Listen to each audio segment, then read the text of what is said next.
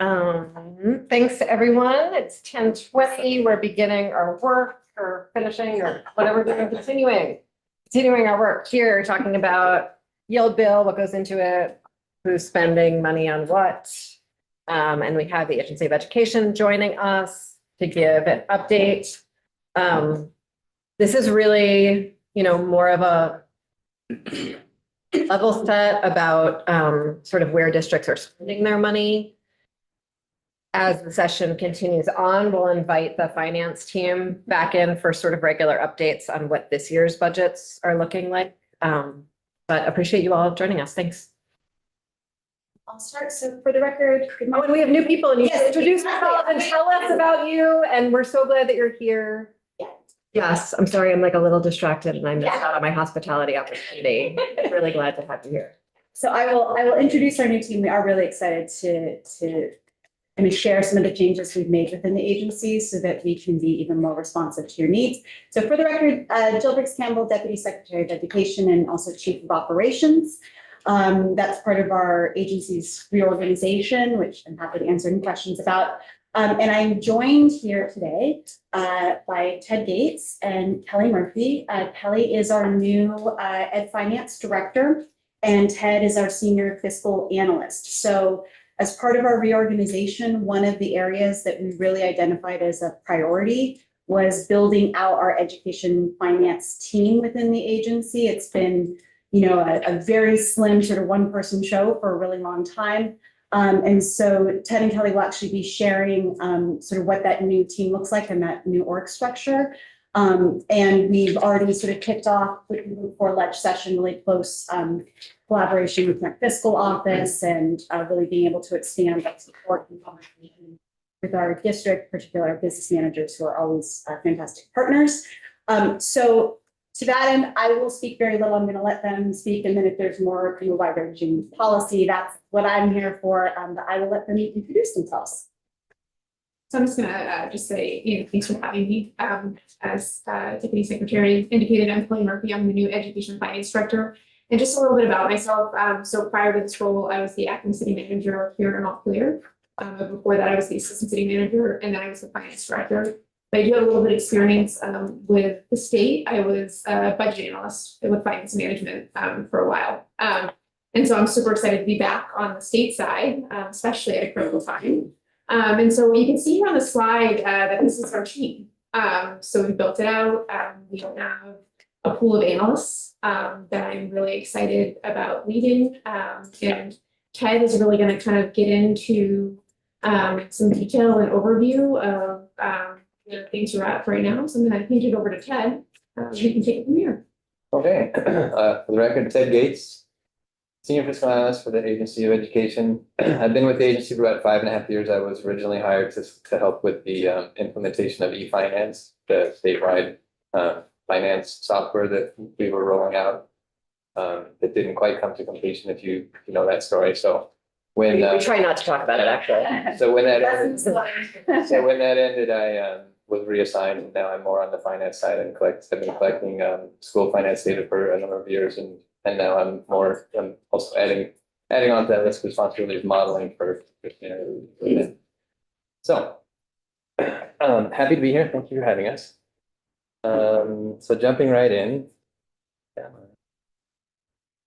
And if I can ask Chair Kornheiser, as folks ask questions, if you wouldn't mind introducing yourselves to the team. All round. I'm so sorry. Yeah, Thank you as for, let's all introduce ourselves. spent a lot of time on this. I've met you all. I'm Emily Kornheiser. I'm the chair. I'm from Brattleboro. Bill Canfield, Vice Chair from Fairhaven. Bridget Burkhart from South Burlington. Carol Odie from Burlington. Becca Holcomb from Norwich, Stratford, Sharon, and Deptford. Mark Higley from Lowell, and I represent the Olean Savannah District, 8 towns uptown in the Northeast Union. Jim Maslin, and I share a district with Rebecca. I'm Carolyn Brannigan, and I represent the towns of Georgia and Fairfax up in Franklin County. Woodland Page, Newport. Charlie Kimball from Woodstock, representing Woodstock, Reading, and Plymouth. Our city town manager is no longer trying to apply for this town. Water under that bridge. Yeah.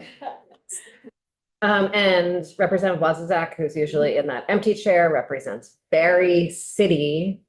Not supposed to ever just say Barry, you have to say Barry City or Barry Town.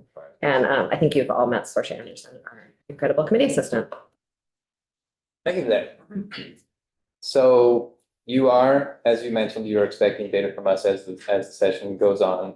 So this is kind of an outline of our timetable for collecting and bringing that data to you for the FY27 school spending. So the first piece of data that we collected was for the December 1st letter. And that is strictly just a preliminary, very informal estimate of percentage growth per district. We had a response rate of about 65-70% of the districts, which represented about 80% of the spending. So it was a pretty robust response rate. And then the state average growth rate from that informal survey was an estimated 5.8% growth. I was wondering how accurate that may be going forward when we actually get to the FY27 budgets. And so I looked back at the estimate for FY26, and that estimate for the initial collection was 5.71%, and the actual ed spending growth rate actually turned out to be 5.73. So at least in that particular year, it was very close. Maybe that was a coincidence, but so maybe that gives you an idea of how close we might be. And we've looked back a few times to past years, and it's kind of remarkable. Yeah, okay. They know something we don't. So the next data collection that we do in our calendar is the long-term weighted ADM collection, which we are just now finishing. I can speak with confidence that I think we're going to be finished with that this week. With the sign-offs, we have all of the data collected. We're getting the sign-offs, and so I think we're just about there. Then we roll into our preliminary budget collection from the districts. I'm hoping to release that survey this week, and then the due date for that survey is mid-February. So between say next week and mid-February, we'll have rolling submissions for that initial those budgets, and those are going to be the line item detailed budget data, so we can dig into that and see what sorts of areas where they're spending money. And then the final budget collection comes after the voters vote for the budgets and pass the 30-day waiting period, which would be like May-ish. So that's our calendar for data collections and presenting that data to you. In terms of the long-term weighted ADM process that we've been working on for the last couple of months, that's primarily student enrollment and demographic information that we collect from the districts through their student information systems or SIS systems. And that happens in October through November. From that data, we calculate each student's average daily membership, it's called, or ADM. And that's a function of their enrollment status. There's a couple of different status codes, and then their entry and exit dates. So there's like that 20-day period in the first couple of months of school where we count the number of kids that are enrolled during that period. So if they're enrolled for that whole 20-day period, they count as one ADM. The collection of that data, like any data collection, is highly dependent upon the data integrity within those data systems. There could be all kinds of issues that we have to work through with those districts related to, new data managers, not knowing that the processes or issues with the SIS systems being able to pull the data correctly, or assuming that it was configured correctly in the system to begin with. There could be a communication issues between the SIS system and when the data gets up to our data management and analysis division, DMAD. That's the folks in the AOE that collect that data.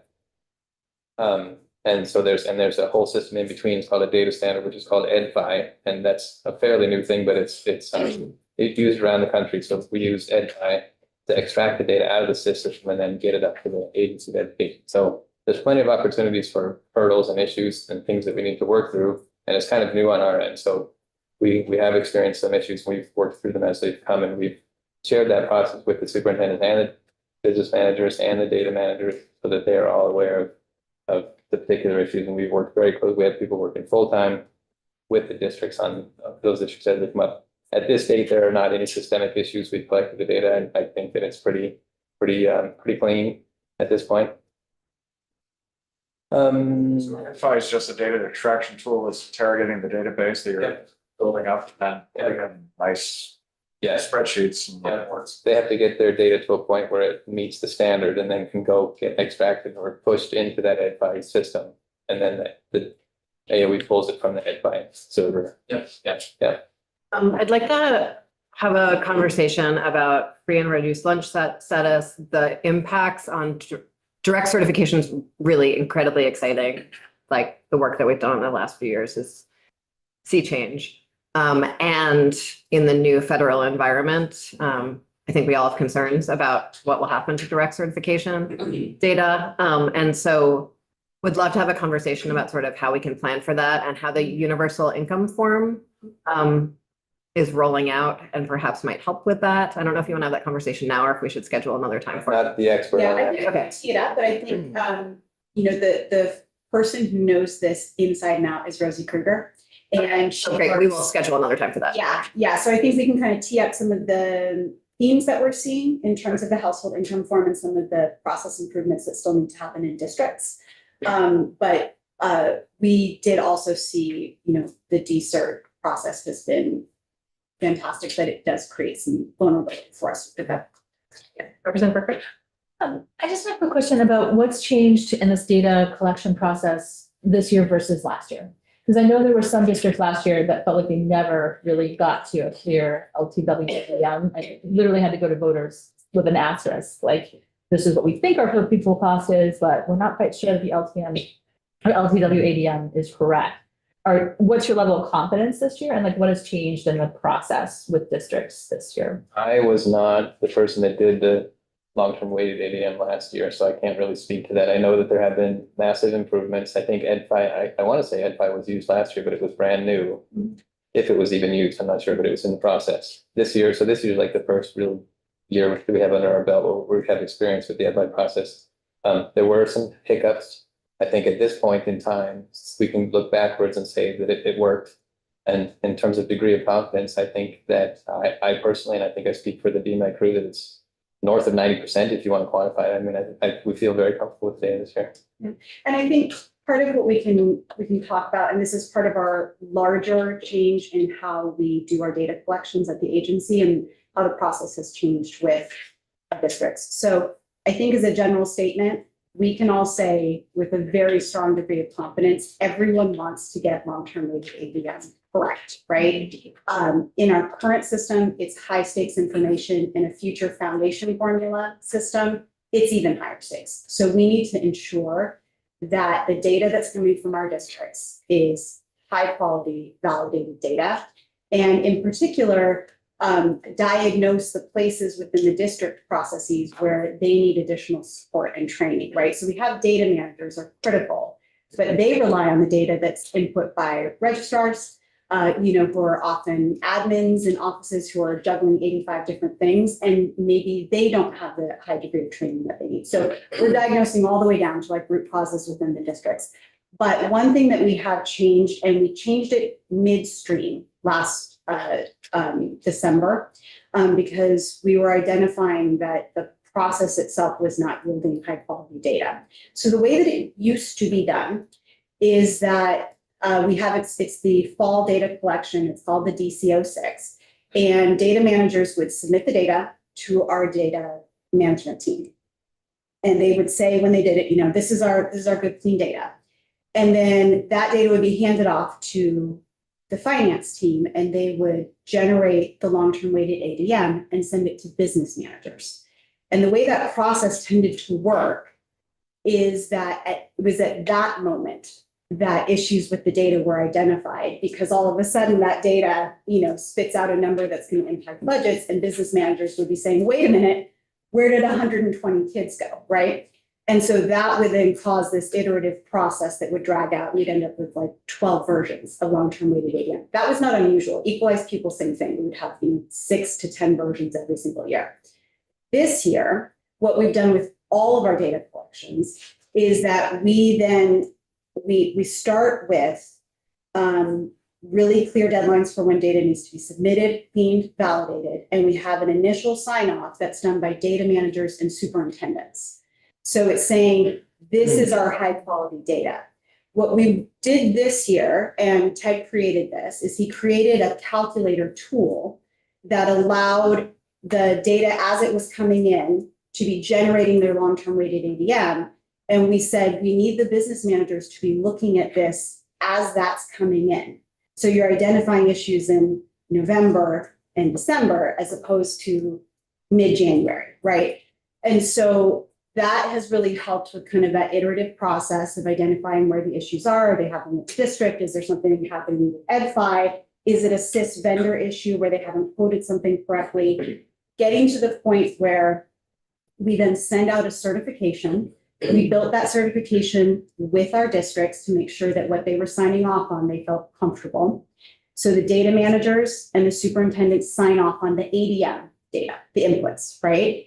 And then once that happens, then TED generates a final certification for the long-term weighted ADM that's signed off on by business managers and superintendents. So there's one version of long-term weighted ADM that is based on data that's been validated, clean and certified.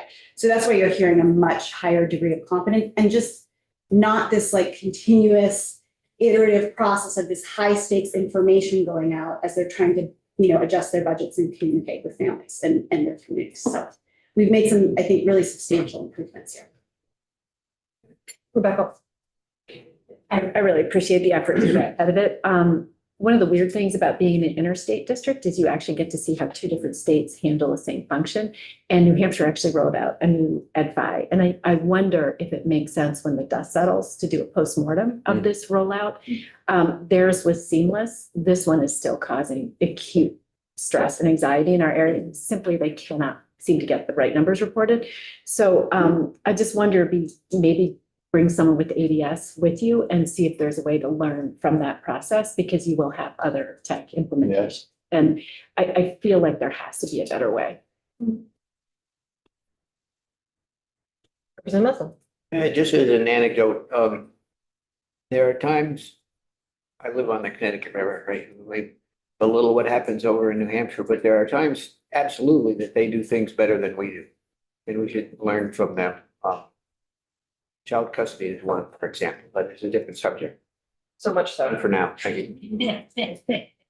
Yeah, absolutely. We're always looking to make these process improvements, and particularly as we even contemplate conversations around statewide student information systems, statewide finance systems, which was a report we were asked to give. We know the lessons learned from e-finance, and then our districts know the lessons learned from e-finance, and so. I think everyone has, really strong clarity on how we need to do these processes in the future if we want to make these more kind of state level moves. There's a real advantage in just having one student information system. We have 3.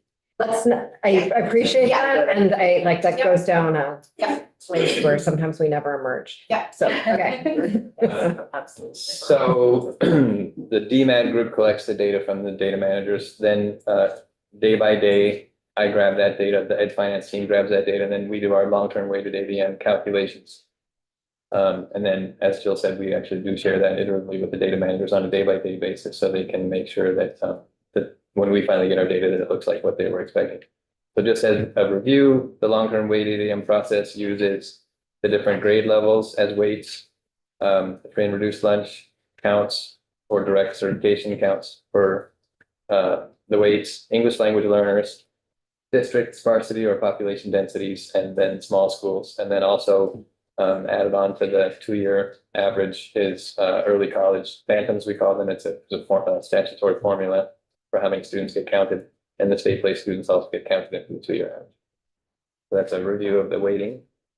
I don't want to assume I know what early college phantoms are. It took me a while to kind of think about it and to understand what the math does, but it's basically if I say it right, if more than 5% of your 12th graders are attending early college, then you can count each student above that 5%. Say that again. Yeah. So if you have if your district has 100 12th graders, Yeah. and 8 of them are attending early college, you get to count 3 of them. You get to count. Your own students. Otherwise, they have to Yeah. unenroll and you lose the count. So you don't get every early college student, but you get something over 5% of your 12th grade. And I actually thought that we had done away with phantom students a few years ago, and so I'm excited to hear that they're back. That one took me a few minutes looking at Brad's map on the spreadsheet to figure out what. Spreadsheets are a special. Yeah. The rainbow spreadsheet. Rainbow spreadsheets. Yes. done, whatever the question was. Can you go back a slide? Yeah, I think so. Oh, I remember what it was. You don't even have to go back. We are taking testimony on the Board of Education's work on city and small pools next week, I think. So just for the committee. Okay, and again, just to review what the actual steps were that we shared with superintendents in terms of the long-term weighted ADM calculation, so that we felt like they were fully on board and that there was full transparency into what the process was in the calendar. This was the bullet points that we sent them more than once on how the process worked and the timelines and what was expected of their districts. So it was fairly thorough. And again, just to recap, so the first two boxes, the districts send in their DC06 fall ADM student data, and then the second two boxes, the Ed Finance team takes that data and calculates the long-term weighted ADM and gets the superintendent's certifications or signatures on that. Okay. This slide is old, it was from last week, but it's just a status update of where we are. And like I said, I think we have 2 supervisor unions that have not yet signed off. So I expect with luck, we'll have them all signed off this week. Moving on to conversations around school spending, specifically FY27 preliminary budgets, and I'll emphasize preliminary. From the data that we collected from them for the December 1st letter, we looked at their stated growth rates in ed spending. And so that's the blue line. The blue line is scaled off of the left vertical axis. So the ed spending increases range from a low of about 1% to a little bit north of 14% for the outliers. If they did not respond to the survey, we just applied the state average growth rate of 5.8% to them. So that's why you see that long string of a straight line in the middle. Those are the people that did not respond to the survey. We're assuming that their growth might be 5.8%, but of course we have no idea what the growth rate might be. Why don't some of these districts respond when you remain defense? My guess to that would be it's just too early and too preliminary and they don't know. B, they, for whatever reason, just didn't feel like responding. Potentially, some people might feel uncomfortable putting a number in front of the community without being able to back it up since it's so preliminary. So there could be some sensitivity there, but I couldn't tell you why. I think we're gonna have a number of districts and we'll hear from the superintendents and the school boards. And that's a great question to ask them, because it really does get to some of our decision making. So are you about to answer? Yeah, I mean, so let's just wait and I've heard there are people. reasons why they don't. Yes. Multiple reasons, perhaps. So again, this was preliminary, and I heard from at least one district that they estimated high, and that after having some deliberations with their school boards, their numbers are lower. So, and that's some of the districts on that super high end there that said that to me. So this is preliminary, so we don't need to put their feet to the fire for these numbers. Have you ever analyzed the Waynes to see what are common characteristics of, people who are at the left or the right on your little spreadsheet? Not really, although I did ask, I did have some conversations with some folks about the high end. And I would say that the answer is going to depend on district to district, of course, but I mean, later on in this slide, we're going to be looking at some feedback on cost drivers.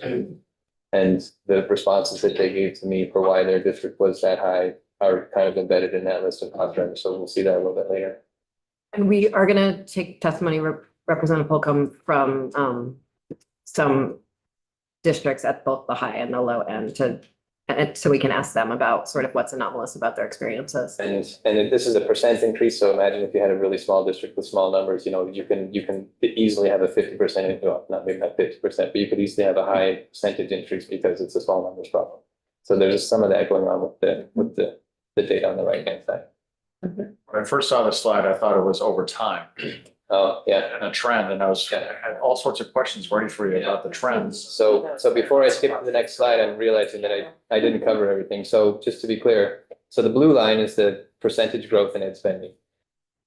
So then we were curious, well, let's look at those district characteristics one by one to figure out if there's some sort of explanatory behavior based on what the particulars of those districts. So the green line is the district size represented by their total ed spending. So the green line is total ed spending, and that's measured on the right-hand axis in millions of dollars. There's not a real strong trend that stands out here. It could be that some of the larger, I mean, it does kind of look like some of the larger districts are on the left-hand side, implying that maybe a larger percentage of our larger districts had smaller growth rates. And perhaps some of the districts on the high end that have high growth rates might be smaller and medium-sized districts, for whatever that's worth. What would that look like if you took spending on healthcare out of? Let's wait until we get to the, some of their analysis of ed spending. I just think it's hard to evaluate this. There's a third dimension to this, which is the weighting, which isn't here as well. We're getting to that. Yeah. Yeah, it's coming. Hope you had breakfast. Oh, yeah. Okay. I will. Okay, so now, so the previous slide, we were looking at growth in total ed spending. Now we're looking at ed spending per long-term weighted ADM. So FY 27 preliminary, again, is the blue line. And it's sorted by the smallest spending per pupil to the highest on the right-hand side. For FY 20. Yeah. The orange line is FY 26, same data for comparison. I mean, it's the ed spending per long-term weighted ADM, so 1 year to the next. So it's a little bit lower. So obviously there was increases from 26 to 27. And again, the green line represents district size. So looking at low spending per pupil on the left to high spending per pupil on the right. Again, the green line represents district size. So is there a trend? Not really. I mean, What are your axes again? sorry, so the left-hand axis is the spending per pupil per long-term weighted ADM. And the right-hand axis measures the green line, which is district size. And the X. I'm confused. yeah, What's the X axis? so the x-axis, so since the school districts are sorted by spending per pupil size amounts, the horizontal axis is strictly just a number line. I mean, if I wanted to, I could put the district name in there, but you'd never be able to read it, so I just put 1 through 119. So I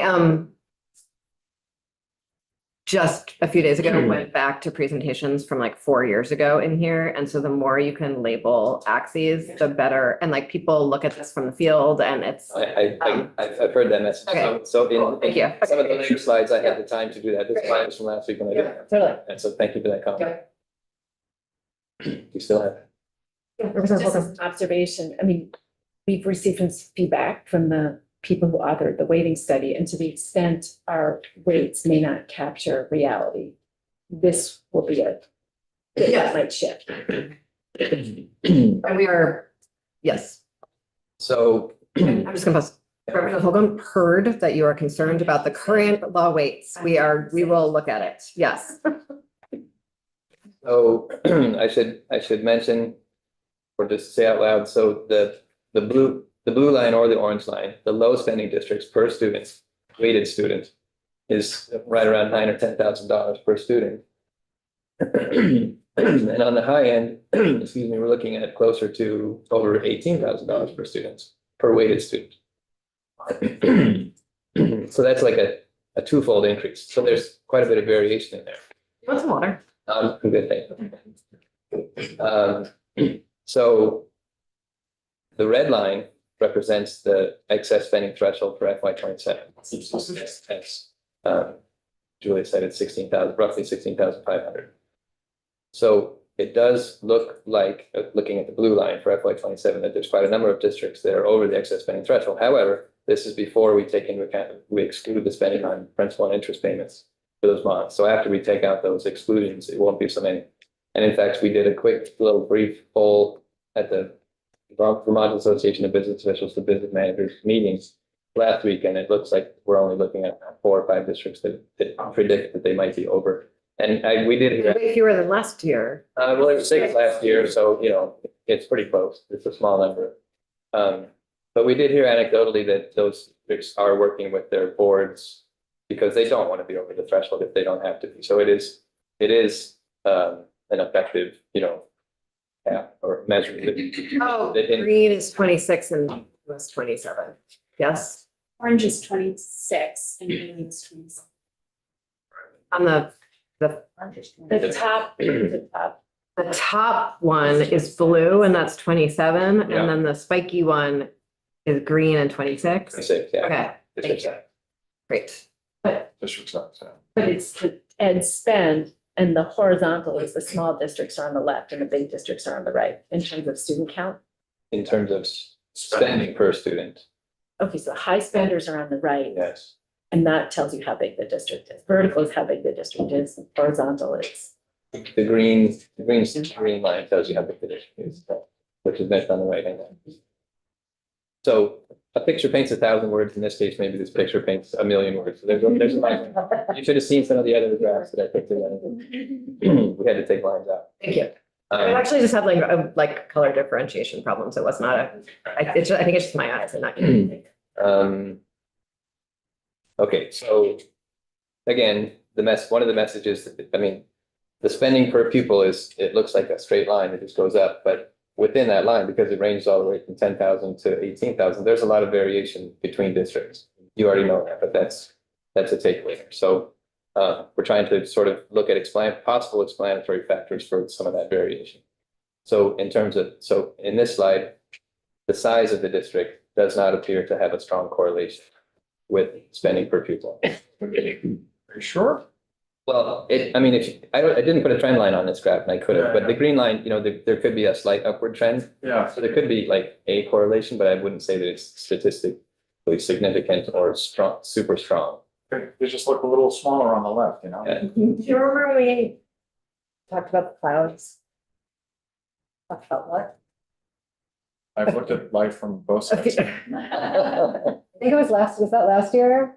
Julia came in and talked about correlation and causation for like quite a while, and then we talked about we all see patterns in clouds and dangers of such things. Okay.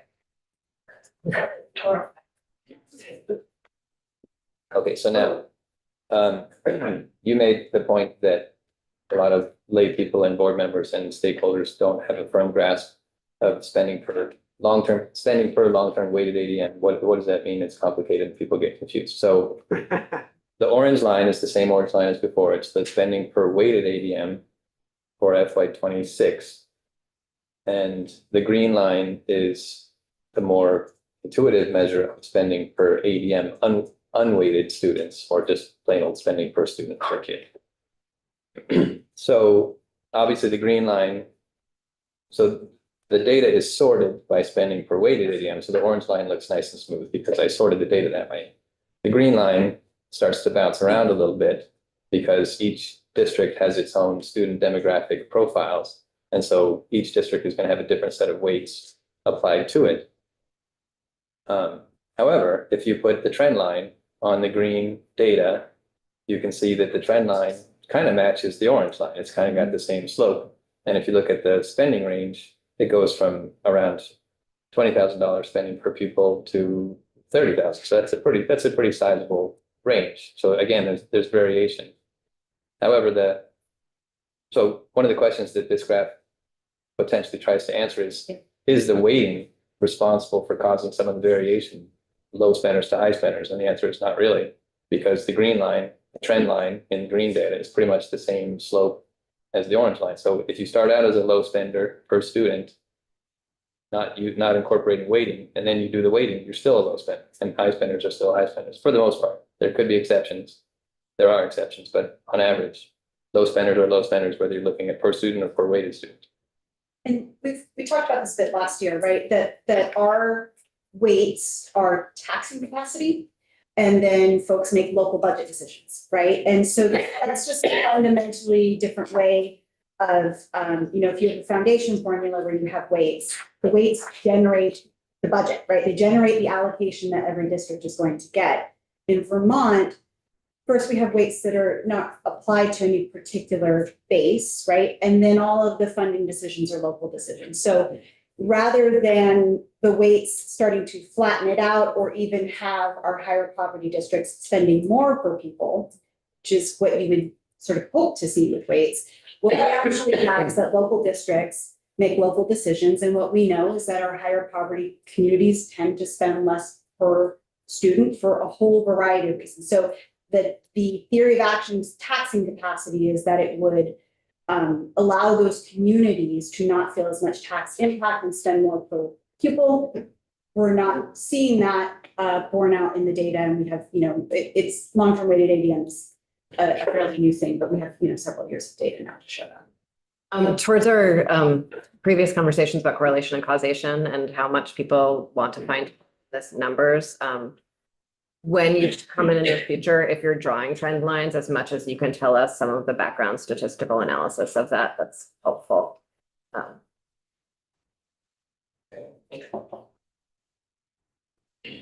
Do you have a question, Representative Holcomb, or you?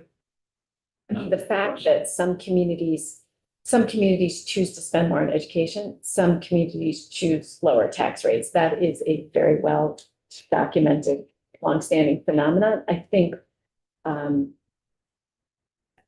would just like to, that's a separate conversation. Some people may choose to pay lower taxes so they can do things for their, like pay their rent. I just think we need to talk about this because, and it goes back to Representative Page's question, which is where is the most effective way to deliver services? The assumption of this, there's a lot that needs to be unpacked. I'm just curious. I just would really like to keep the foundation formula conversation out. Yeah. Because you have a whole bunch of embedded assumptions. And I think we need to just understand the. Thank you, agreed. We are not going to talk about. Describe how it functions in other states. So we're gonna, We could argue. I'm gonna jump in. Forever. Rebecca? Agreed, we will not talk about the foundation formula. We are just talking about the yield bill here. And what spending is like under current law. Any more questions on this slide? No. Okay, so we're looking at possible, and we're kind of going through a list of possible usual suspects that might be explanatory factors to explain the variation between high spending districts and low spending districts. So we looked at district size, we looked at the weighting, none of those were super strong indicators or explanatory factors. This one looks at special ed, specifically rates of IEP students, which is the black squiggly line at the bottom. So the average special ed percentage per district is somewhere around 20%. So there is a trend line in that black data, and it's pretty much just horizontal. So there's a horizontal trend line tells us that there's really no correlation between special ed rates within the districts and their spending per pupil. Their ed spending per pupil.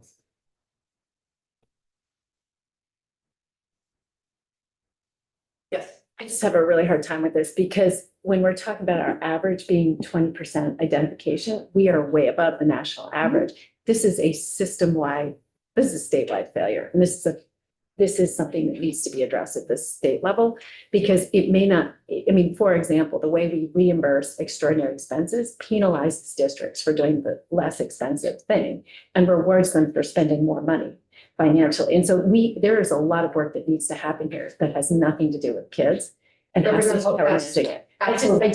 worried about this being said because we are not doing what we need to do by these kids at the state level. And I don't want something to be said that special ed doesn't matter because we've got some issues here. So Absolutely, and we're going to take comprehensive testimony on special education spending and look at the reports that AOE has given. And to be clear, in no way am I implying that special ed rates don't affect spending. I'm saying they don't affect, in this graph, it does not look like it appears to affect the variation in spending from low districts to high districts. That's the difference. Can you tell me a little bit about sort of what it looks like to find correlation when you have two different axes going there? It's sort of an unusual thing for me to see. Well, each dot on the horizontal axis, whether it's the IEP data or the spending per pupil data, it's the same district. So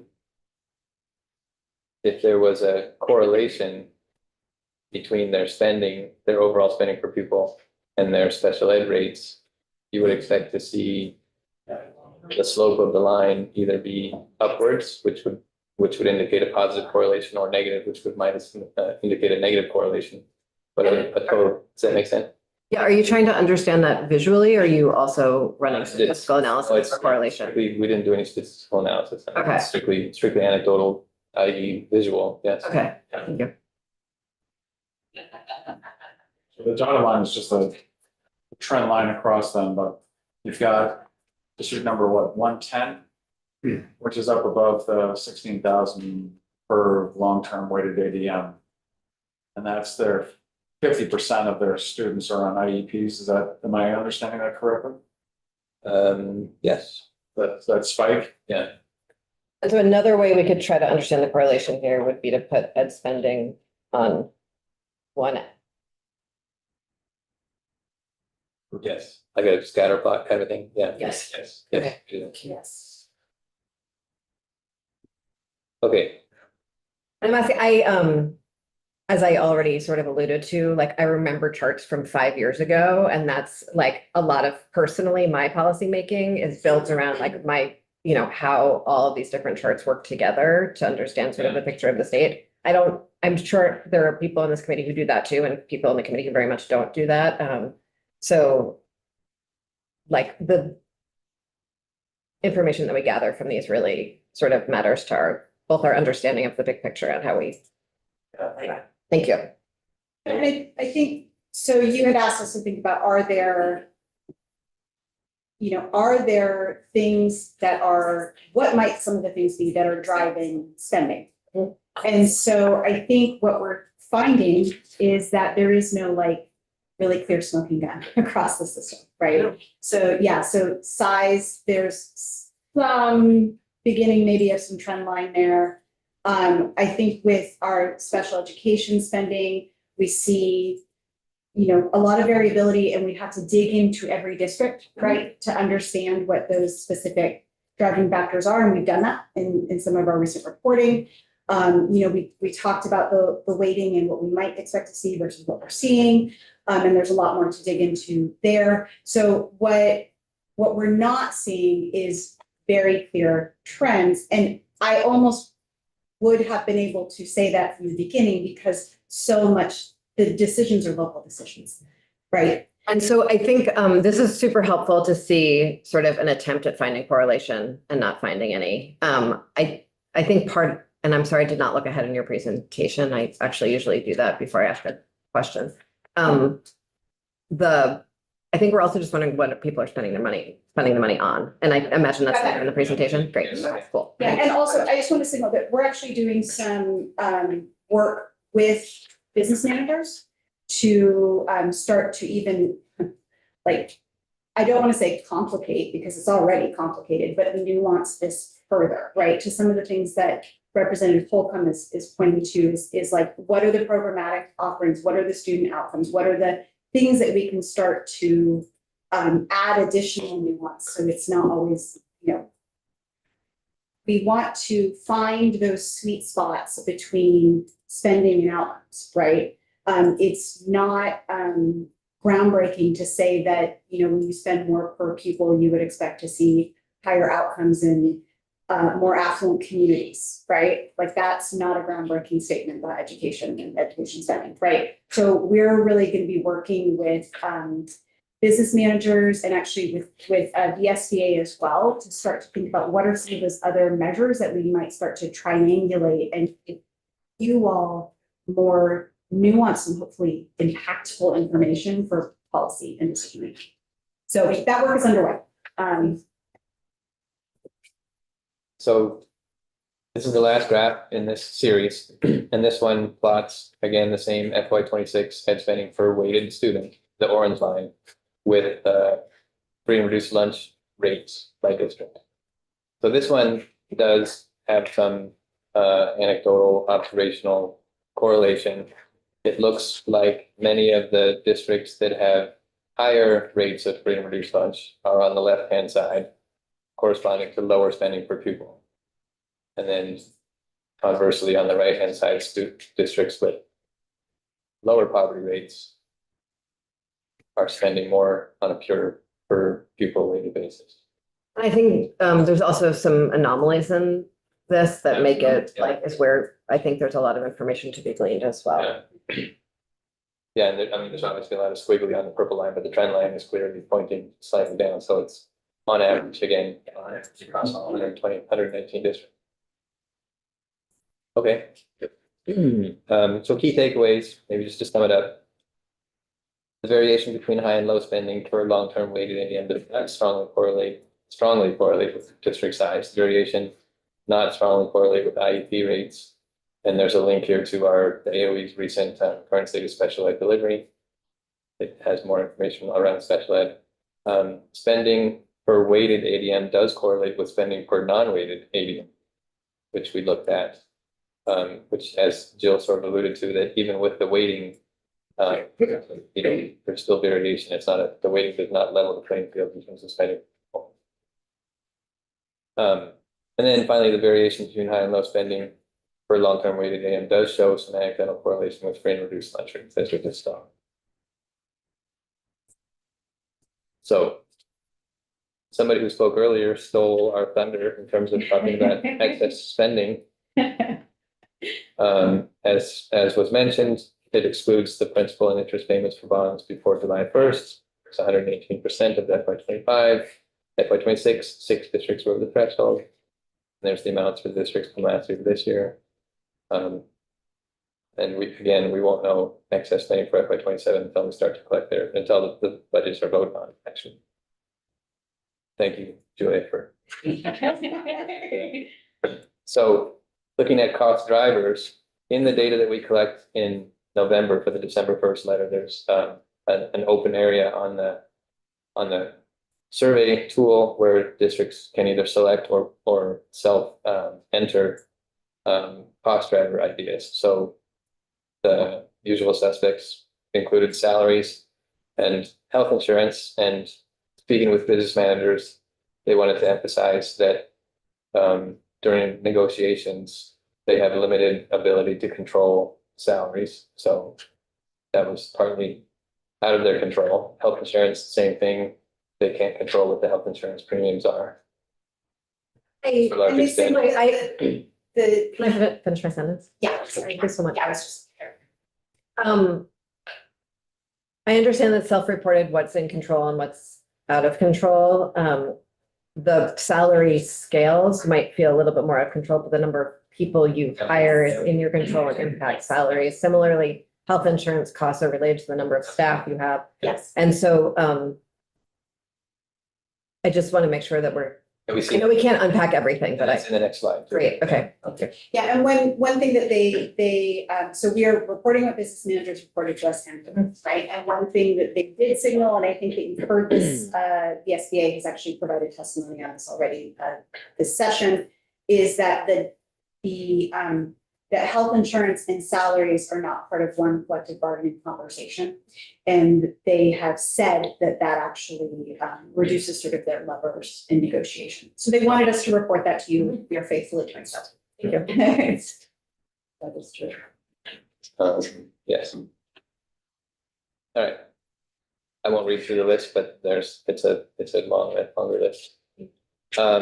So in terms of what districts are spending money on, apologies, this is FY24, but it's not largely different than what we would see for FY25 or 26 or 27. This is a pie chart. So since we largely are in this building, we're talking about ed spending.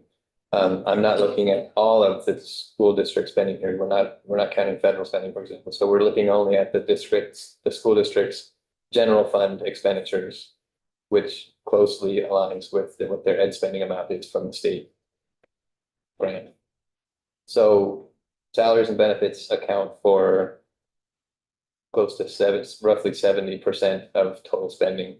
Purchased services, whether it's professional or property or other, which includes tuition dollars to therapeutic schools and public and private schools, account for the rest. And then so this is a static view of what they spend their money on. And then looking at over time, how that has changed, we have the same limited general fund expenditures looking at a 5-year growth period from 2020 to 2025. First column is 2020 spending, then 2025 spending, and then the change from 20 to 25 is the 5-year change, the dollar amount. And then the percent change, so salaries grew by 39.5% in that 5-year period. And then some of the other, these are by object codes within our uniform chart of accounts. So it's salary and benefits, and then those same purchased services categories, supplies, property, and then some debt spending So salaries might have grown by a smaller amount or at a smaller rate than the other categories. But at the very last column is the percent of the total change. Salaries and benefits accounted for roughly, again, 70% of the total increase in ed spend. And do future slides get into sort of what the Yes, salaries, yes, what kind of salaries? I wanted so badly to create more slides, but I ran out of time. So I think what we could do, and I think I heard a request for this from Brett Holcomb and Brett Cody is we can also do, so we talked about uniform chart of accounts, right? The object codes are those big blocks that Ted was just speaking to, and the function codes is sort of an additional layer of detail. We always want to caveat that data. It's all about how the districts code it and are they coding it, with fidelity. But I think we can come back with some additional breakout in the salary section. What percent of those is direct, and are they coding, again, are they coding as direct instruction versus student support services versus administration? So Ted is the keeper of our expenditure data, which is fantastic. We got that view, so I think we can. And additionally, we have another survey that we do called the teacher staff survey that some of you are probably familiar with. And anecdotally from that survey, over time, it has shown that like the total number of teachers, their FTEs, has gone down during that 5-year period. Of course, their salaries, total salary amounts have gone up because they get cost of living adjustments and salary increases. So, but the number of teachers has gone down. The area that has seen the growth is support services for students, and that's FTEs and salaries that's grown. And the data you shared with us was 24, just. Yeah, the pie chart was 20. Are you able to go any more recent than that? Yeah, we should be able to produce FY 25 in a week or so. And there was, you have produced sort of analysis by object code, maybe 2 years ago, that you shared. That was object. Oh, sorry, by the next. Function, one, yeah, and there's also more detail within the function code, so you can look at health insurance and the other benefits individually. Thank you. Representative Burkhardt. So I understand you can sort of break down salaries a little bit more into support services or teachers. I've seen some of that data that was provided to the task force.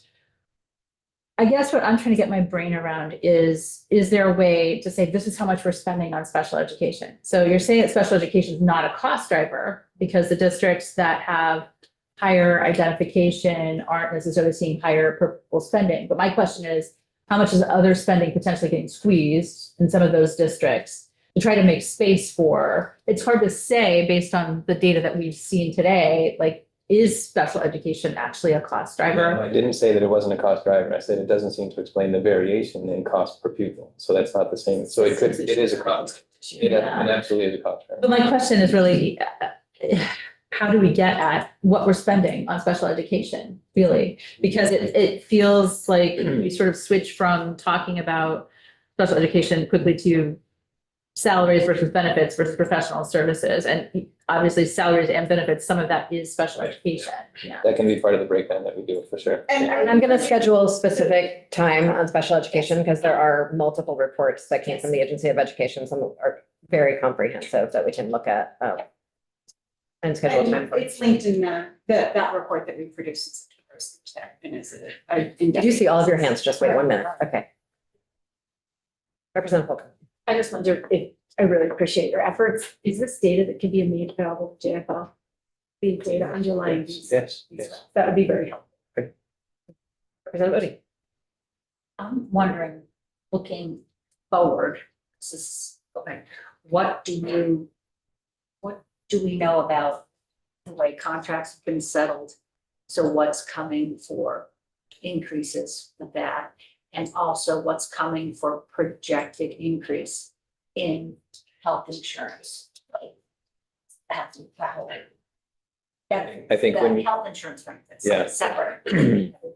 I think when we get the actual line item detail in the budgets by February, we will be able to break that down. But I meant projections for Oh, 5 years from now, the next 5 years, because I think that's, for me, that's really important. that's certainly not something that I've done. We could look into that, but I think that would be difficult. The what's the acronym for the health insurance committee? Anyone? VHI, thank you. VHI has done a lot of work to analyze that recently, and we can, I can point you to past testimony about it. Yeah. Okay. Task force report too. Yes. Special ed. I just wanted it to be out. It's in there. Representative Odie, I appreciate that, and like, we cannot rehash 5 years worth of like multiple task forces and commissions work in committee here and ever finish anything. Hard, okay. I did want to respond. There was a question about federal spending under ESSER. We actually did some analysis on this and I live those funds. So what we did see is that during COVID, overall per pupil spending went up and our overall ed spending went up, as one would anticipate. We received, let's call it roughly $500 million in ESSER funds plus other COVID era funds for education. So what we see is that while overall spending went up, the percent of that spending that was federal dollars increased, not a huge amount. I mean, it was substantial when we're looking at the amount of money, but it went from basically 9% to about 12% at the height of the ESSER funds and the COVID funds, and then it's gone back down to about 9%. Can you send past testimony about that? Sure, it's in our state profile report, so I'll send Okay, it. great. If you can do this workshop, thank you. Yeah. And those funds are gone. indeed, So, but they shaped the schools that are still here. so I was gonna ask, the funds are gone, but the underlying infrastructure or the staffing or the program still That's how exists. they spent the dollars, yeah. Yes. Yeah, so you're pointing to something really important. So if they use those COVID dollars, I'll say COVID, but Yeah. usually ESSER, to hire permanent staff. Yeah. They likely still have those staff. If they use them for, time-bound projects, then those may have ended and they might not still have that liability. Yeah. So that, I mean, we talked a lot about that fiscal cliff, the FY25 fiscal cliff, and we had districts that experienced that, for sure. It was just a vast amount of money to push into a small system. In a very short amount of time, I think districts did their very best to use, we actually had a high rate of utilization. It was remarkable. We spent almost every penny of that $500 million. How they chose to spend it will have those impacts on their current fiscal life.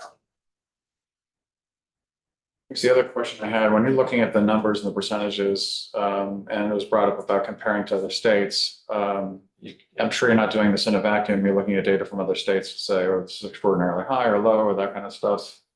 I don't know if that's anything that you've analyzed and just.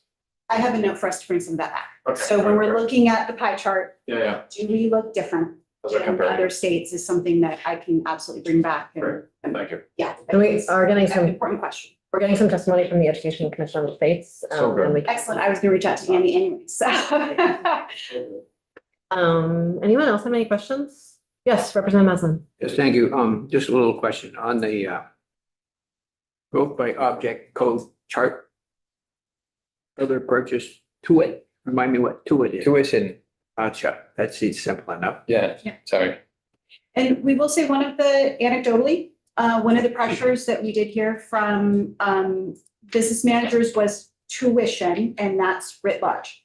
So depending on your district, that might be tuition to a non-public school, to an event school. It might mean tuition to another district, or it might mean tuition to CTE. And that was depending on the district in which CTE they sent to. We did hear that folks were seeing a real increase in tuition costs for CTE in particular areas of the state. So tuition writ large is a pressure, but then you've got to dive into every district and test. Absolutely. Thank you. Thank you all. Really glad to have you here. Looking forward to much more testimony in the future. Thank you. Thank you. Thank you also for all the work you did during the past, trying to get a lot of information. My pleasure. Appreciate it. Folks, despite all of your questions, we are a little ahead of schedule and we are gonna break until after lunch. Awesome. Yeah. Let's What do you do?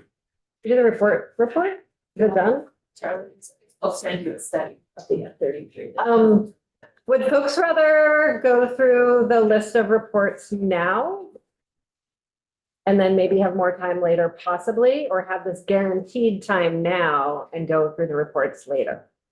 I just need to look at that. Gotta scoot out now, so. Okay.